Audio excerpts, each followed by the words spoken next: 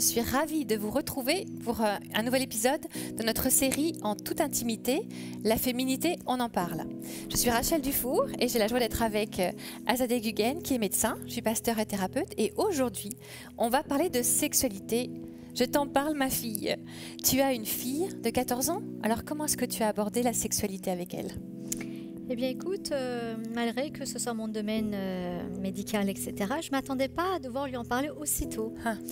Parce que j'ai remarqué lors des sorties scolaires, dès la primaire, dès sa CE1, CE2 je crois, que quand on passait devant les panneaux publicitaires dans la rue, eh bien, il y avait des copains de classe qui faisaient quelques gestes et mimiques qui montraient qu'ils en connaissaient bien plus qu'il ne fallait à leur âge.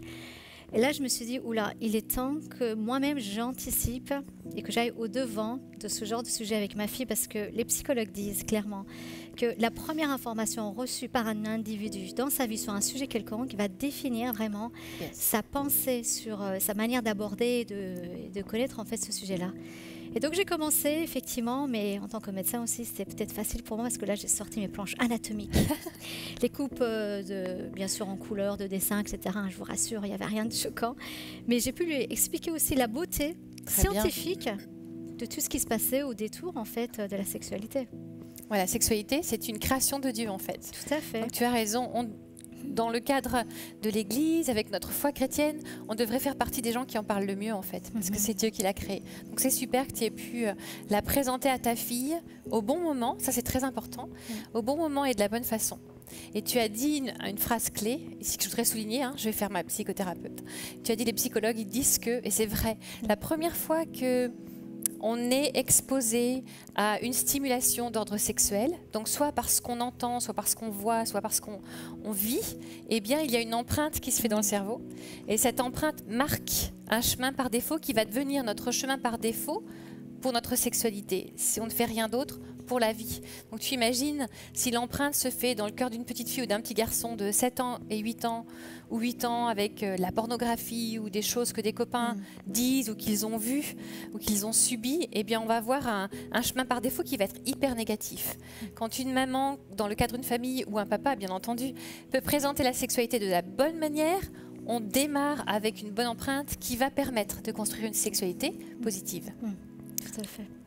Et justement, j'aimerais te poser une question par rapport à ton métier aussi. Comment tu abordes, toi, le sujet de la sexualité ? En quoi est-ce que c'est important pour les parents aussi d'en parler en tant que chrétien ? Oui, c'est important d'en parler, tu l'as très bien fait avec ta fille et tes enfants, parce que sinon on se fait voler cette transmission. Et en fait, on se retrouve avec des enfants, des ados, des jeunes adultes qui vont avoir découvert la sexualité avec la pornographie ou encore une fois des choses compliquées à vivre. Et on se dit, oh la pornographie ça suffit. Non, ça ne suffit pas. La pornographie ne suffit pas. Pourquoi ? Parce qu'en fait, elle va nous présenter un peu un acte physique, sportif, très souvent à l'envers. Ce que la pornographie nous montre, c'est une femme qui dit oui alors qui dit non, mais qu'elle veut dire oui. Il y a beaucoup de violence. Ça n'a rien à voir avec ce que Dieu a créé. Donc je pense qu'on s'est laissé voler cela trop longtemps. Il est temps qu'on récupère le bonheur de transmettre. Et en fait, quand on reprend les rênes sur la façon avec laquelle on va transmettre la sexualité à nos enfants, on va pouvoir la découper et la déposer par petites touches dans le cœur d'un enfant. Tu sais, quand tu as un nouveau-né né, ils sont magnifiques les bébés, les nouveau-nés. Je pourrais être grand-mère, là, notre aîné est marié depuis 5 ans avec sa très jolie femme, mais ils attendent, donc pas de bébé encore, pas de petits-enfants. Mais quand on en aura un, on fera la même chose. Quand tu as un tout petit nouveau-né, là, tu le tiens dans tes bras, tu le regardes dans les yeux, de façon rassurante, en transmettant beaucoup d'amour. En fait, par petites touches, on est en train de lui dire « Tu es en sécurité avec moi, je t'aime, tu m'aimes et je veux ton bien. Tu es en sécurité, tu peux connecter avec moi. » En regardant avec amour et bienveillance dans les yeux d'un nouveau-né, on est en train de mettre la première pierre à l'édifice de sa sexualité. Parce que pour pouvoir avoir une sexualité épanouie avec un conjoint, il faut qu'on puisse connecter. et on connecte souvent avec le regard. Donc ça, c'est la toute première pierre. Puis ensuite, moi, je viens du côté de ma mère, d'une culture africaine où ma mère me disait tout le temps, il faut masser le nouveau-né, ton bébé, il faut le masser avec de l'huile, en lui chantant des chansons, etc. Il y a plein de rituels dans ces familles que nous, on a mis en place dans notre famille. Et quand on masse un bébé avec de l'huile, on lui parle de son corps en lui disant, bah, c'est ton bras, ton épaule, ton pied, ton nez. On peut nommer aussi les parties sexuelles. Et le message qu'on transmet, c'est une autre pierre à l'édifice de la sexualité. C'est tout ton corps est beau, la sexualité est belle. Voilà tes parties sexuelles que Dieu a créées, que l'on protège. Quand l'enfant grandit, 2, 4 ans, tu vois, on lui explique que ces parties-là, elles ne sont pas pour que tout le monde les touche ou que tout le monde les voit. Tellement important d'expliquer à un enfant qui peut dire non, en fait. Tu sais, des fois, un enfant vient te dire bonjour et puis il ne veut pas dire bonjour et nous les parents on a tendance à dire allez dis bonjour à la dame. Non, le forcez pas à dire bonjour à la dame parce qu'il faut lui apprendre à dire non, j'ai pas envie là, j'ai pas envie qu'on me touche, j'ai pas envie qu'on me fasse un bisou, laissez-moi tranquille. Il a le droit de dire non et de façon très naturelle et très douce, on vient de poser une autre pierre à la construction de la sexualité.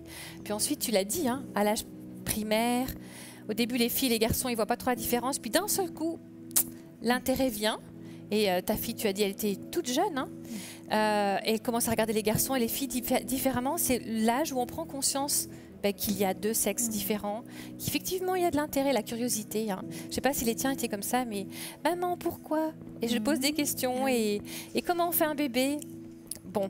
Première question, comment on fait un bébé? Je crois qu'en tant que parent, on entend forcément cette question-là à un moment donné ou à un autre quand la cousine elle est enceinte. Oui. Comment il est venu là, le Comment bébé? il est venu là? Alors, toi, tu as sorti tes planches médicales, tu as un avantage sur nous, qui ne sommes pas médecins.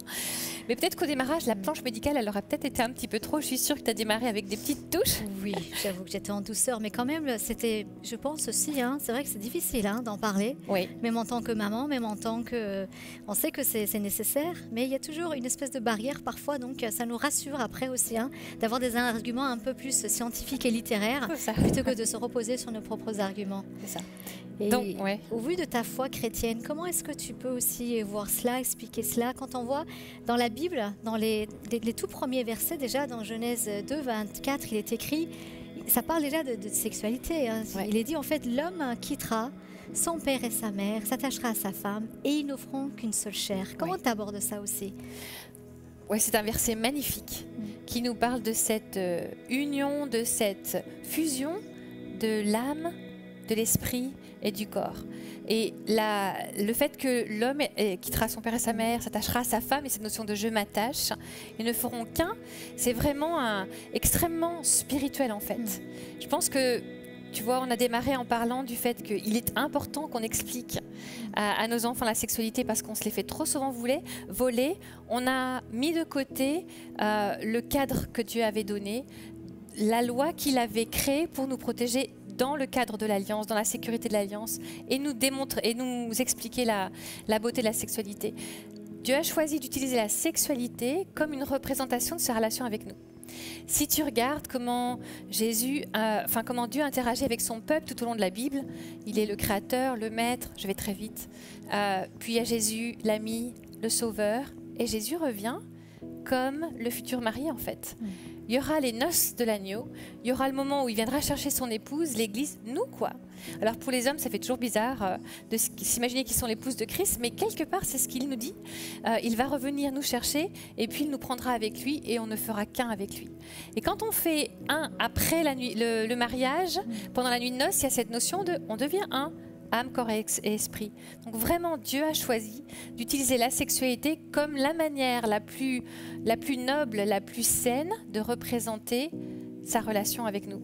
Et le monde a détruit cette image avec la pornographie salie, rendue au niveau le plus bas, alors que c'est extrêmement spirituel. Donc quand tu dis « ils ne feront qu'un », trop longtemps on nous a dit « il ne faut pas coucher ensemble ». Je ne sais pas comment tu as parlé de sexualité dans ton église, mais quand tu as rencontré Dieu ou même dans ton milieu, mais moi on m'a dit faut pas coucher ensemble, c'est pas bien. Et dans les églises on a dit ça pendant très longtemps. On nous l'a présenté comme une loi morale avec c'est bien ou c'est pas bien. Alors que c'est une loi naturelle que Dieu a mise en place pour nous donner un cadre épanouissant pour qu'on puisse apprendre à connecter, à construire des liens entre un mari et une femme au niveau de l'âme, de l'esprit et du corps. Et c'est vrai que malheureusement, on peut beaucoup plus passer par des interdits plutôt que de décrire la beauté de la sexualité, de son importance. Tu as dit aussi que c'est un acte spirituel créé par Dieu et que le donateur avait forcément un but à travers ce qu'il a créé et que c'est important même dans le couple de le nourrir, de le comprendre. Est-ce que tu vois beaucoup de cas, même en tant que chez des adultes en fait, qui, bien sûr parce qu'on parle de transmission à l'enfant, mais est-ce que parfois il y a des erreurs tellement chez les adultes aussi qu'il faut enlever comme tabou?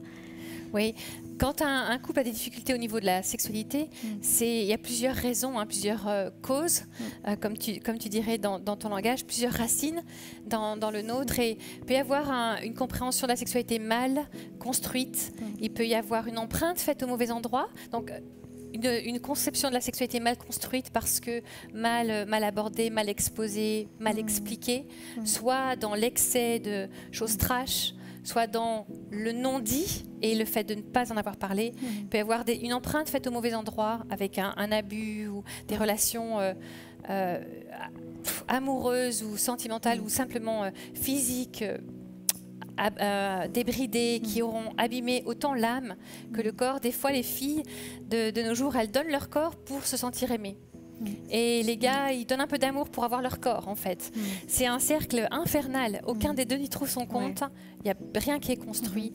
Le fait d'aller trop vite au niveau sexuel aussi, puisqu'on est dans le cadre d'une loi naturelle, a des conséquences au niveau physique. Tu vois, il y a des conséquences qui ont été étudiées de façon scientifique. On se retrouve avec des couples qui sont allés trop vite au niveau physique, ils sont devenus sexuels, sont allés trop loin au niveau de leur intimité, et on retrouve des couples ensuite qui ont des problèmes d'amitié. Ils n'ont pas eu le temps de construire leur amitié. La femme n'a pas confiance dans son mari, il était censé la protéger au niveau spirituel, émotionnel et physique, et en fait il est allé trop loin, ou ils sont allés trop loin au niveau physique et sexuel. Et on se retrouve avec une femme qui n'a plus de désir sexuel vers son mari. Le cadre que Dieu a donné de la sécurité de l'alliance, il est fait pour nous protéger et nous permettre de vivre pleinement une sexualité épanouissante. Donc oui, quand on arrive à remonter aux racines, on peut aider un couple à reconstruire sa sexualité. De ce verset qui parle de l'attachement d'abord, cet attachement moral, cet engagement, puis après, ils ne feront qu'une seule chair. Effectivement, l'ordre divin qui est aussi, comme tu le dis, par les scientifiques décrit comme bon finalement. Oui. Et aussi... je voudrais te poser la question de que dire en fait aux fiancés qui disent oui mais nous on a déjà cet engagement moral, cet attachement, on l'a déjà et qui seraient peut-être tentés un peu avant le mariage de brûler les étapes. Il y a un verset dans Cantique des Cantiques qui dit « Ne réveille pas l'amour avant qu'il ne soit l'heure ». Et le Cantique des Cantiques est un livre magnifique dans la Bible qui nous décrit, on peut le voir à plusieurs niveaux bien sûr, mais il nous décrit une relation amoureuse, puis une relation sexuelle. La nuit de noces est décrite de façon splendide. Et effectivement, ce verset, il est là avant la nuit de noces. Parce que nos corps sont faits pour s'aimer, et quand les sentiments amoureux sont là et quand on se rapproche de son bien-aimé, je vais reprendre les mots de Cantique des Cantiques ou de sa bien-aimée, et bien les liens, comme tu dis, nos âmes s'attachent, nos esprits s'attachent et nos corps ont envie de s'attacher aussi. Donc on a vu que pour protéger la beauté, la sainteté de la sexualité, on attend le cadre de l'alliance, la sécurité où je me suis engagée avec toi, et en attendant d'avoir dit oui, en France, ça va être devant le maire. Aux États-Unis, ça va être devant le pasteur. Donc vraiment dans le cadre légal qui va reconnaître le mariage. Eh bien, nous, on va vous conseiller de faire attention, de ne pas brûler les étapes, de ne pas aller trop vite. Et on a dans le cœur, chaque femme au monde, j'ai testé ça partout dans le monde, quelle que soit la culture d'ailleurs et même l'éducation, chaque femme a cette notion de ligne rouge. Je ne veux pas aller plus loin au niveau physique que cela. Alors ça peut ressembler à toucher ma peau nue, ou alors bien entendu tous les organes sexuels vont être hors limite jusqu'à ce qu'on soit dans la sécurité de l'alliance. Ça peut être un baiser, the French kiss, comme ils disent nos amis américains, mais donc le baiser avec la langue, etc., trop longtemps prolongé tout seul dans un endroit.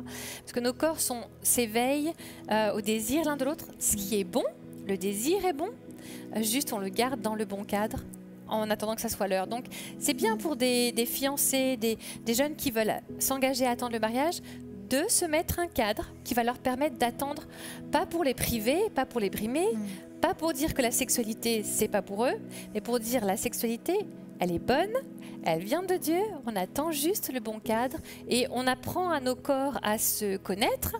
C'est très important que le désir naisse en fait. Il naît pendant cette saison de fiançailles, de construction d'amitié, de préparation au mariage pour qu'ensuite on puisse en profiter, j'ai envie de dire comme une explosion, parfaitement dans le mariage.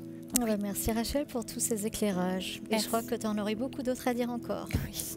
On va s'arrêter là pour respecter le temps de notre capsule, mais on vous retrouvera pour continuer cette conversation. Et on veut, ensemble avec vous, remercier Dieu pour la sexualité, parce que je crois vraiment que c'est un cadeau qu'il nous a donné.